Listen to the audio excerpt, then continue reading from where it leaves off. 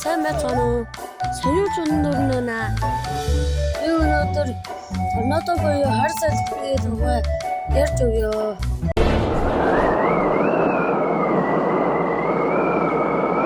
Торнадо яаж үүсдэг вэ гэхлээр дээш халуун салхи явж байгаад хүйдэн салхитай мөргөлдөнө. Тэгснийгээ дараа эргүүлэг үүсээд торнадо үүсгэд бэлэн болдог.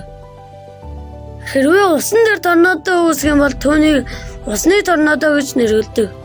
Ус урсаад явж байгаад эсрэг чиглэлд явж байгаа устайгаа мөргөлдөөд тэгээд эргүүлэг үүсээд усны торнадо бэлэн болдог. Торнадо дотроо 6 ангилагддаг.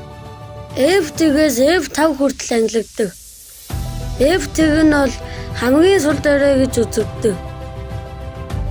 Хамгийн нарийн F1, F2 нь бол хүч бага.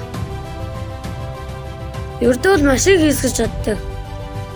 F3, F4 нь бол маш аюултай. Тэгээ хамгийн хүчрхэг болох F5 нь бол юу ч хийсгэж чаддаг. Ачааны машин, онгоц, барилга, байшин энэ төр бүгднийг хийсгэж чаддаг.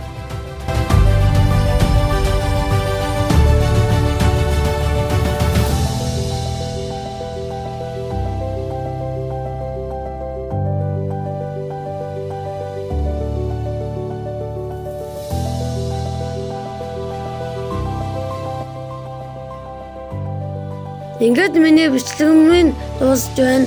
Дараагийн бичлэгээр би илүү сонирхолтой бичлэг оруулах болно. Баяртай.